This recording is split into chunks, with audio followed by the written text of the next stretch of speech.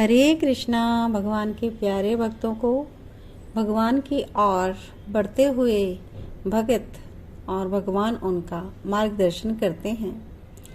नित्य प्रतिदिन श्री कृष्ण चरित अमृतम के द्वारा हमें सारोवार करते हैं, रस के समुद्र में हमें निमग्न करते हैं और हम इन्हीं प्रेम के समुद्र में डूबकर श्री कृष्ण के प्रति अद्भुत और असीम आनंद की प्राप्ति करते हैं।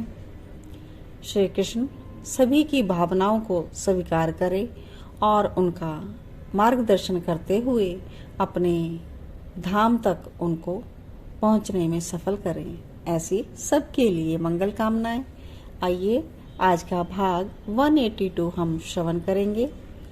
श्री कृष्ण को अनुमति मिल गई है यशोदा मैया से मथुरा के लिए जाने के लिए। अक्रूर जी उनको लेने आए हैं, लेकिन यशोदा मैया के हृदय में वज्रपात हो गया है, क्योंकि वो इस बात को सहन नहीं कर सकती, क्योंकि उन्होंने सुन लिया है कि अक्रूर जी से किसी से बात कर रहे हैं कि कृष्ण तो वसुदेव और देवकी के पुत्र हैं, यशोदा के पुत्र नहीं हैं। तो आज इससे आगे हम श्रवण करेंगे वृंदावन में अश्रुपात, क्योंकि वृंदावन से कृष्ण जा रहे हैं तो ब्रज की रौनक ही कृष्ण है। अगर वो ही चले जाएंगे तो सारा वृंदावन अश्रुपात करने लग जाएगा। आइए देखते हैं आज ब्रज का क्या दृश्य है। गहवर वन में श्री राधा रानी की मूर्छा टूटी। सुबह होने वाली थी, पक्षियों की चहक, सखियों के आवागमन से श्री राधा रानी उठी और उठते ही हा प्रिया हा प्रियतम कहाँ गए नाथ पुकारने लगी। ललिते वे आए थे ना, आए थे फिर चले क्यों गए। ललिता सखी पास में ही खड़ी है, श्री जी उससे प्रश्न कर रही है। बता ना ललिते क्यों गए वे, क्या मैंने उनका मन दुखाया। मैं हूं ही ऐसी, मैंने यही तो किया है। वे मथुरा जा रहे हैं। ललिता सखी नेत्रों में अश्रु रोककर जैसे तैसे इतना ही वाक्य बोल सकी, पर शायद श्री राधा रानी सुन ना सकी। कहाँ जा रहे हैं, श्री राधा रानी को सुध बुध नहीं है। कहाँ जा रहे हैं वे, बता ना ललिते।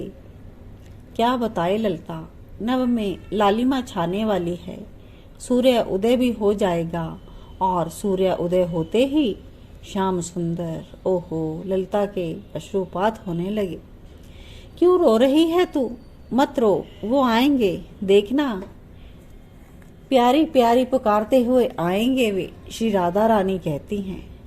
ललिता ने नभ की ओर देखा और चिल्लाई, प्यारी जू वे मथुरा जा रहे हैं। क्या क्या कहा ललिता तूने, वो मथुरा जा रहे हैं। बस ये सुनते ही श्री राधा रानी नंद गांव की ओर दौड़ गई। उन कोमल चरणों में कितने कांटे गड़े होंगे, पर इसे क्या परवाह हो रही है। चुनरी कहाँ गई पता नहीं, ये पागलों की तरह दौड़ रही है। श्याम सुंदर श्याम सुंदर, बस यही पुकार रही है मुखारविंद से। पीछे ललिता, विशाखा, रंग देवी, सुदेवी सब सखियां दौड़ रही है। अब आगे का सीन है कि यहाँ पर श्याम सुंदर की बात याद कर रही हैं गोपियां। कहती है, तुझे नहीं छुआ श्याम सुंदर ने, तू तो झूठी है, मुझे छुआ था, यहाँ नहीं यहाँ। दूसरी कहती, अरे हटो, मेरी तो मटकी फोड़ी थी, बहुत पुरानी बात कर रही, 11 वर्ष हो गए। श्याम सुंदर मटकी फोड़ेगा तेरी। सब गोपियां हंसने लगी। ये सब यमुना के किनारे एकत्रित हुई हैं, नित्य आती हैं जल भरने के लिए, अपनी अपनी बातें करती है, पर बातों के मूल क्या होते हैं, श्याम सुंदर। एक कहती है, मेरी चुनरी खींच के भाग गए। वो सखी बहुत हंस रही है, उसकी हंसी ही नहीं रुक रही।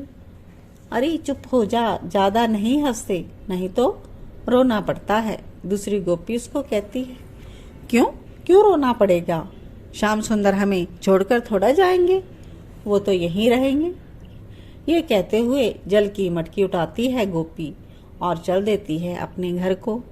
सब गोपियों ने यही किया, मटकियां सर पर रखी और चल दी। प्रियाजू रुकिए रुकिए स्वामी रुकिए, भानु दुलारी दौड़ रही है नंदालिया की ओर। उसे कोई देह का सुध नहीं, वस्त्र इधर उधर उड़ रहे हवा में, उन्हें कोई भार नहीं। हाँ श्याम सुंदर, हाँ श्याम सुंदर, बस यही पुकार रही है। ललिता आदि रोती हुई अपनी स्वामी के पीछे दौड़ रही हैं, रोकना चाहती हैं श्री जी को, पर वो कहाँ रुकने वाली हैं आज। तो नंदगांव की एक गोपी ने ललिता को पकड़कर पूछा, ललिता क्या हुआ? ललिता रुकी, उसकी सांस चढ़ी हुई थी और निरंतर अश्रुपात भी हो रहा था। बोलती है, श्याम सुंदर मथुरा जा रहे हैं अभी। इतना बताकर ललिता श्री जी के पीछे भागती हुई चली जा रही थी। तो भागते हुए गोपियों से पूछ रही थी, तुमको नहीं पता क्या? गोपियों के सिर की मटकी गिर गई, फूट गई, जल फैल गया। वो भी हैरान हो गई, सब की सब गोपियां। श्याम सुंदर मथुरा जा रहे हैं, पर हमें बताया नहीं। पर ये कैसे हो सकता है? 2 दिन पहले ही तो हमारे साथ नृत्य किया था और आज एकाएक। अब जो भी हो, चलो पहले नंदालय। सब छोड़ छाड़ के सब गोपियां दौड़ी। अब तो जिधर देखो उधर ही अश्रुपात। ये क्या हो गया विधाता। श्री राधा रानी की सांसें तेज तेज चल रही हैं। अत्यधिक विषाद के कारण उनका सुकोमल मुख कमल मुरझा सा गया है। देह आज पीला पड़ गया, देह में पसीने आ गए। चेत अचेत दोनों ही अवस्था में विराजमान हैं श्री राधा रानी। अश्रुपात तो हो ही रहे हैं। इन्हें भान कहाँ है कि मुखमंडल काजल के बहने से काला हो गया है। केशपाश ढीले पड़ने के कारण बिखर गए। कुछ स्मरण नहीं है श्री राधा रानी को इस समय, कुछ भी नहीं। बस संपूर्ण अंतःकरण में श्याम सुंदर ही छा गए हैं। वे मथुरा जा रहे हैं, इन्हीं वाक्य ने अंदर तक झकझोर दिया है। दौड़ती हुई पहुंची हैं नंदालया में, पर भीतर प्रवेश ना करके बाहर रथ के पास जाकर खड़ी हो जाती हैं। रथ को देखते हैं कि अक्रूर स्नान आदि से निवृत्त हो रथ को सजा रहे हैं।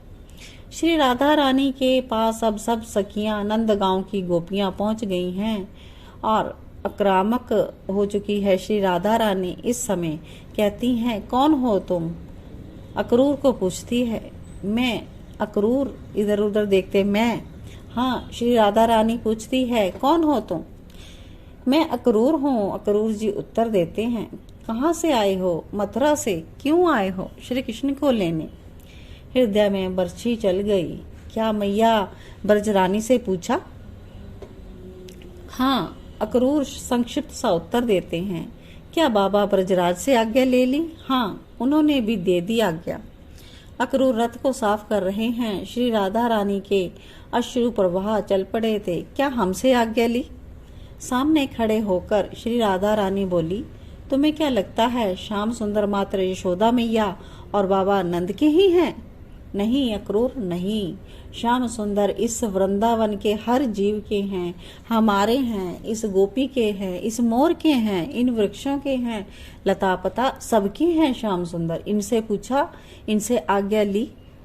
श्री राधा रानी आंसुओं को बहाते हुए हंसती भी है। अक्रूर, किसने रखा तुम्हारा ये नाम? अक्रूर? फिर हंसती है। तुम्हारे जैसा क्रूर इस दुनिया में कोई नहीं होगा, और नाम रखा है अक्रूर। हमारे प्राणों को लेकर जा रहे हो और कहते हो नाम है मेरा अक्रूर। सब गोपियां चित्कार मारकर गिरने लगती हैं धरती में। श्री राधा रानी देख रही हैं, उनको कुछ भी समझ नहीं आ रहा कि मेरे प्राण प्रीतम जा रहे हैं, मैं करूं तो क्या करूं। जय राधे जया राधे राधे, जय राधे प्यारी श्री राधे।